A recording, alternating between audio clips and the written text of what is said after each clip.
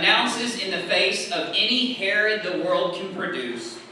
And all the dim doors slammed in our faces, and in all the dark nights of our souls, that with God all things are possible, that even now unto us a child is born.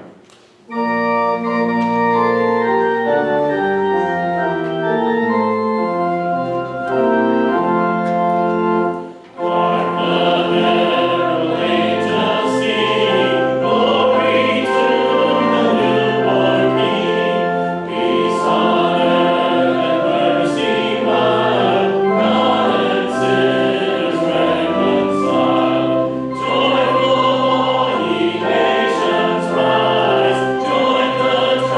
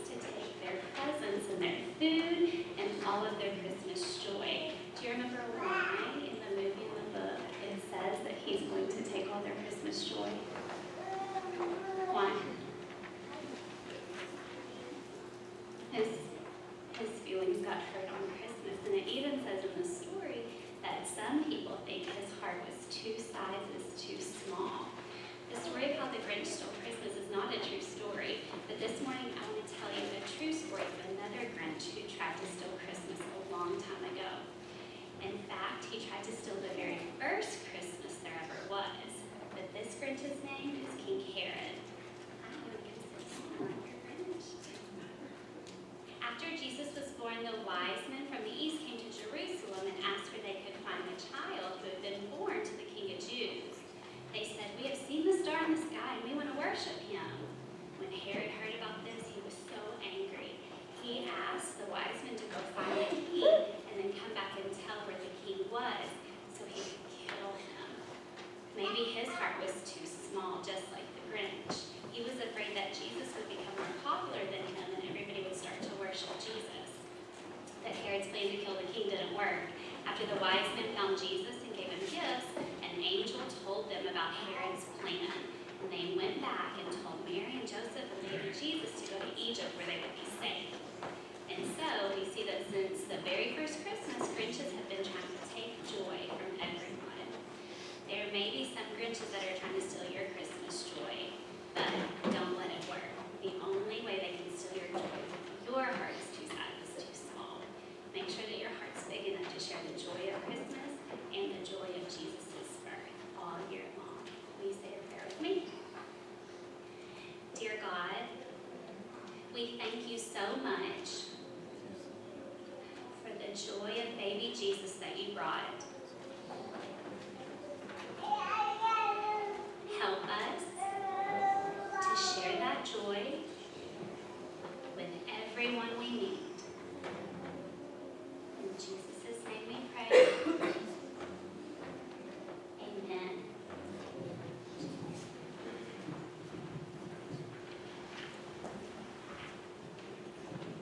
Many of our Christmas carols are some of the oldest songs we have in the hymnal. And they go back to a time when the carols were actually sung very much outside the church.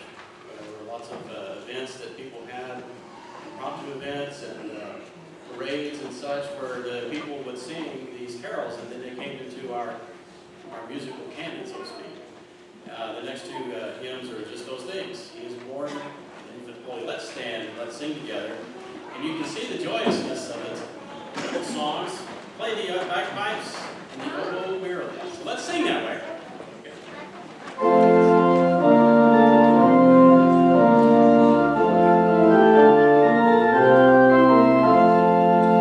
Ages of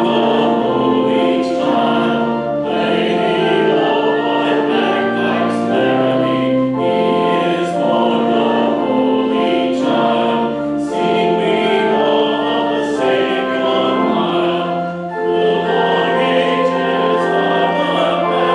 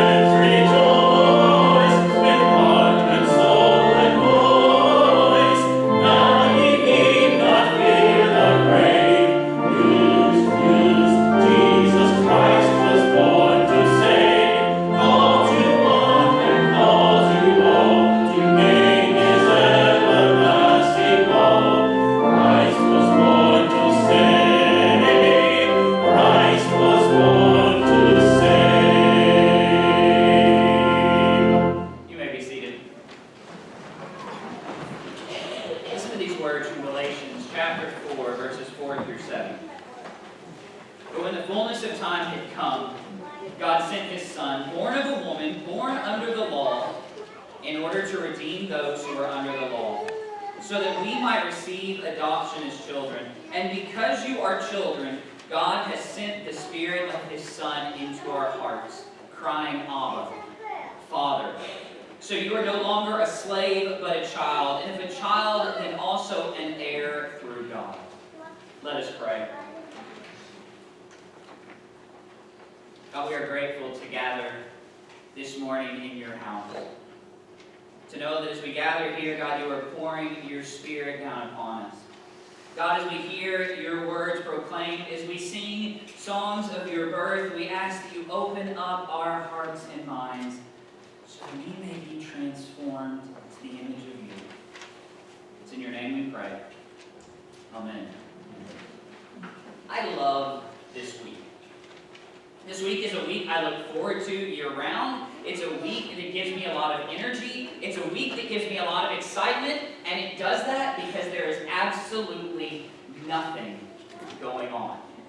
I love the Advent season. I love, as we talk about the expectations and the birth of Jesus, I love going out and buying gifts. I love getting excited about the year that is to come. November and December are chock full of all sorts of things. But there's something about the week after Christmas. It's a week that I've discovered has very little expectation.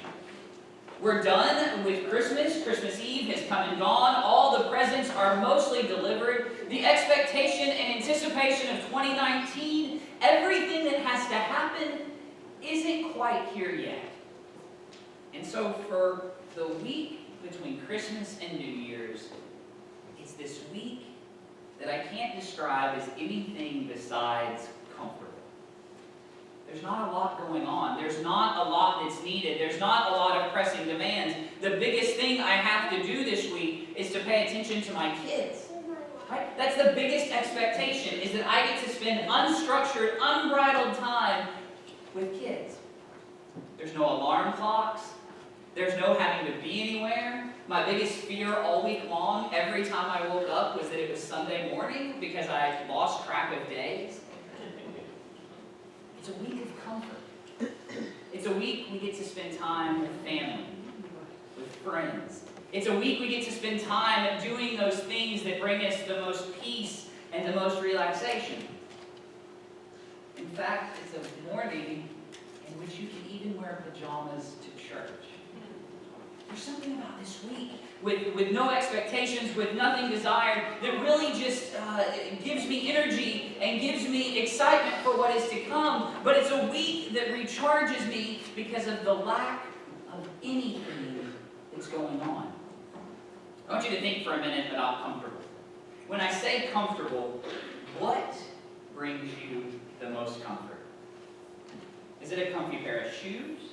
Something that fits like a glove every time you try them on? Is it a jacket that keeps you just the right temperature? Is it being able to cuddle up in your bed and pull those covers up and you're never too hot or too cold? Is it having a child fall asleep in your arms? Is it being able just to sit down with no noise and anything going on? What is it that brings you the most comfort?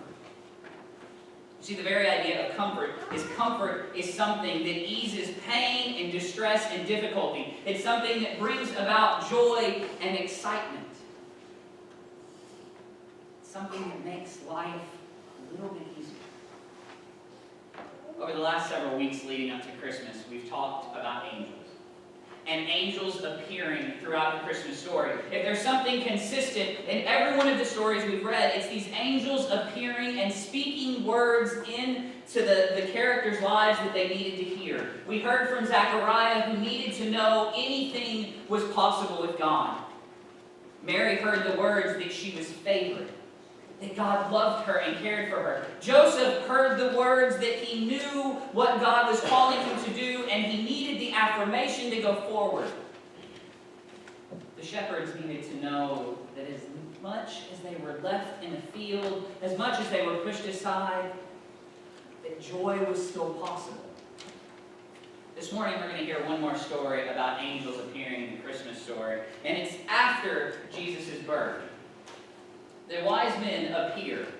They come, and as you heard during the children's sermon, it's a story we've heard before. The wise men come from the east, they follow this star, and on their way to Bethlehem to see this child, they go through Jerusalem. And Herod is there. And they go to Herod and they say, we are looking for this child who should be born king of the Jews. And Herod doesn't really like hearing this. It's something that puts him in a great deal of stress. You see, Herod didn't want any kind of rivals, any kind of competition. And so he listens to the wise men and he comes up with a plan. He goes to them and he says, hey, I want to be able to worship this child too. Go find him. And when you do, come back and tell me.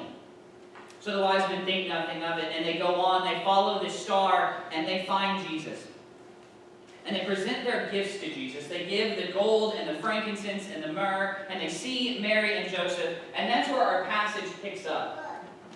It's Matthew chapter 2, verses 12 through 15. And having been warned in a dream not to return to Herod, they left for their own country by another road. Now after they had left, an angel of the Lord appeared to Joseph in a dream and said, get up, take the child and his mother and flee to Egypt, and remain there until I tell you. For Herod is about to search for the child to destroy him. Then Joseph got up and took the child and his mother by night and went to Egypt, and remained there until the death of Herod. This was to fulfill what had been spoken by the Lord through the prophet. Out of Egypt I have called my son.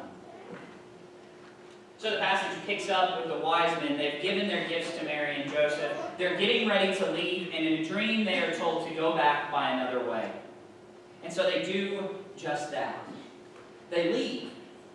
And you've got to imagine, for Mary and Joseph, this is a breath of fresh air. They loved the wise men coming. They've had all sorts of unexpected company. They've had angels appearing from the very beginning. They've had stinky shepherds showing up in a manger. And now they have these three wise men. And while they cherish the people coming to see them, they brought gold and frankincense and myrrh. Gifts that aren't the most practical.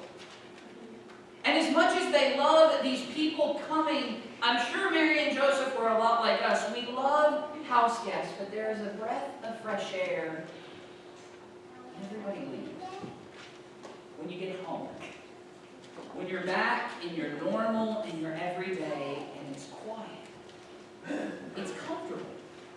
And Mary and Joseph have been through a lot. They've been through travel. They've been through birth. They've been through trying to acclimate to a small child. If you remember what it's like when you bring a child home, trying to get used to diapers and feeding and, dealing with the Son of God in general.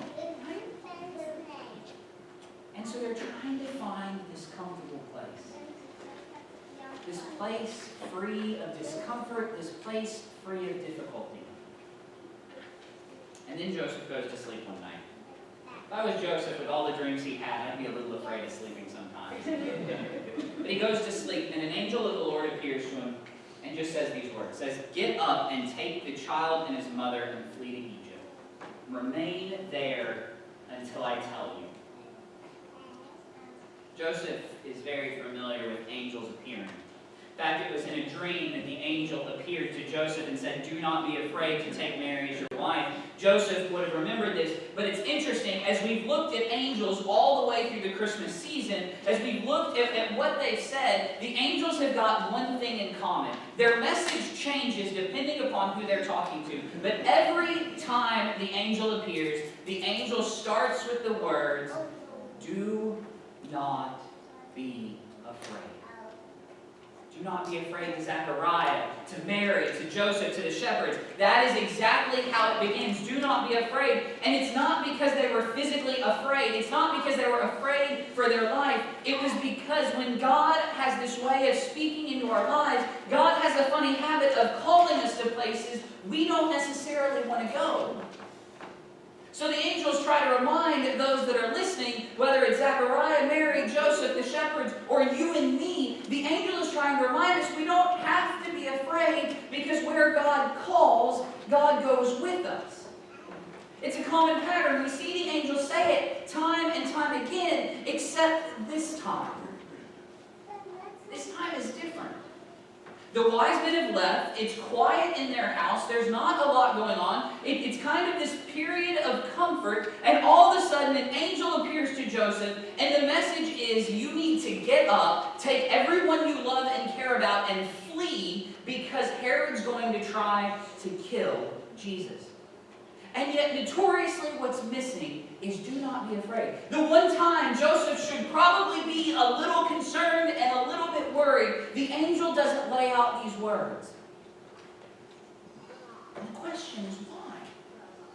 Why? Of all the times that we should actually have a little bit of fear and concern, Joseph just found out someone wants Jesus, his small child, dead. And yet the angel doesn't have to speak those words.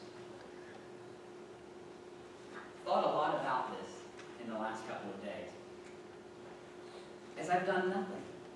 As I've sit and relaxed. As I've found myself very comfortable in my house. I've thought a lot about that word comfort, because when you think about what makes you comfortable, it's a place free from pain, it's a place free from distress, it's a place free from difficulty, whatever it is that you find comfortable. And I think we can all agree that having to flee for your life is not a comfortable situation at all. Joseph is having to leave his house, he's having to leave his work, he's having to leave the people he knows, and he's having to go to a foreign land.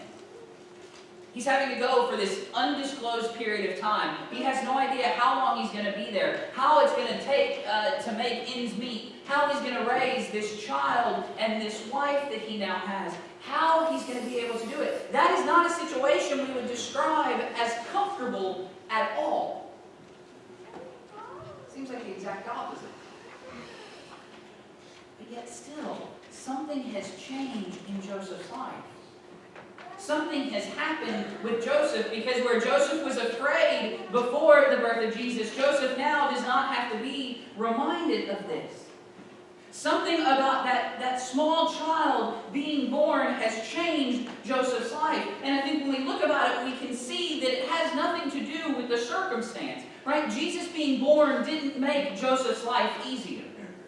It didn't make everything fall into place. Having God incarnate, God there in the flesh, didn't mean that Joseph's life was always going to be comfortable, that it was going to be pain-free, that it was going to be simple.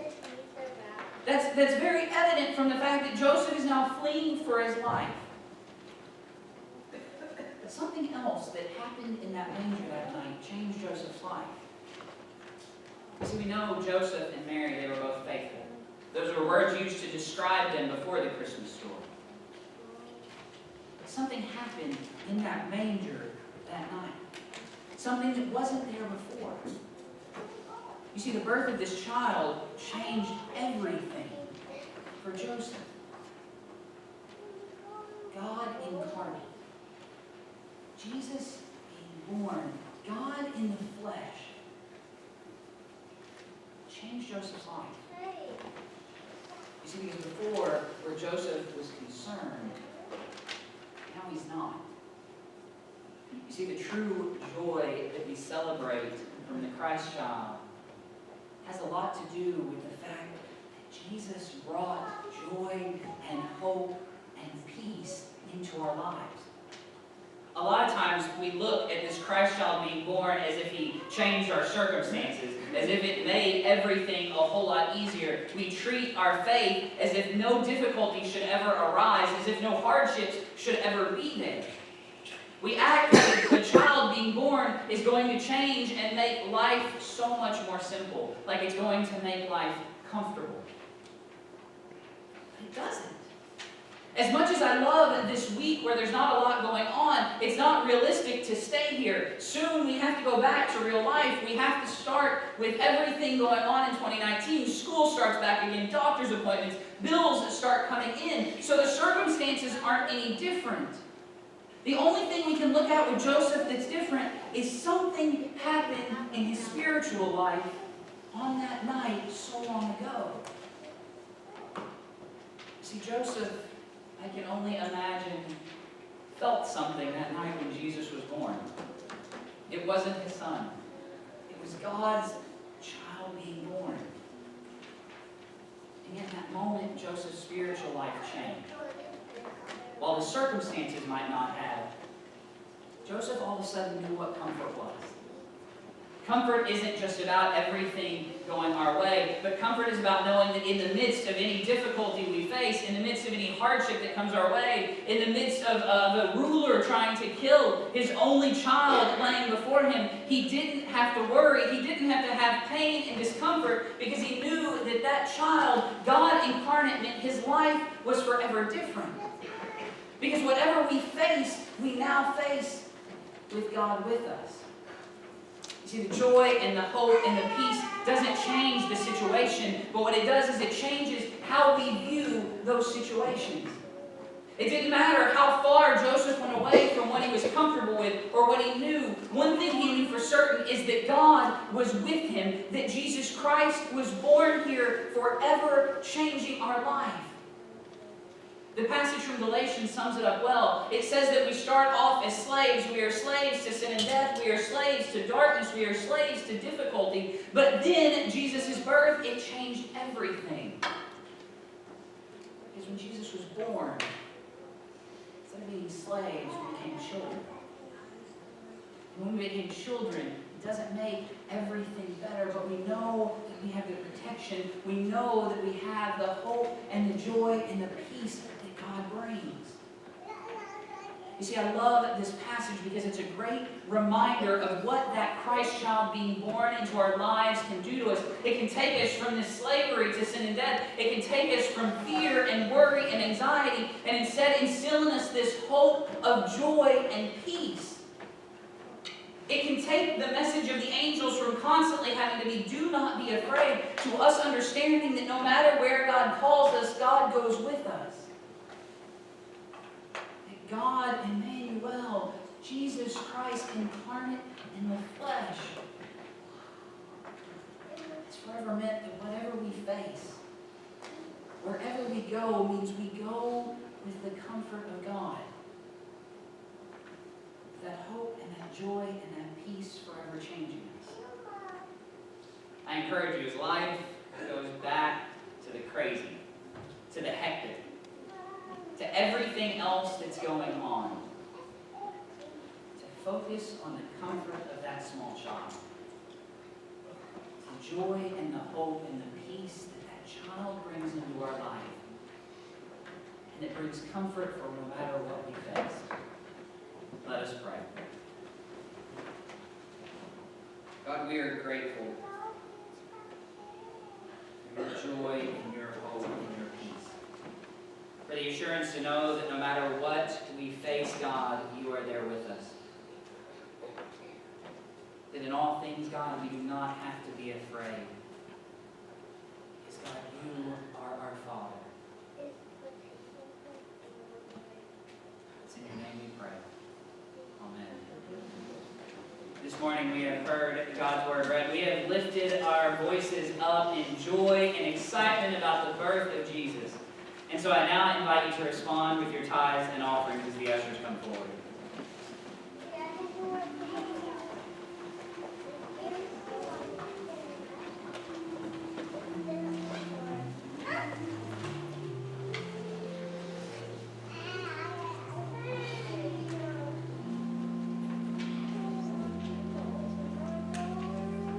God, we ask you to take these gifts, to bless them and use them for the building of your kingdom. Amen.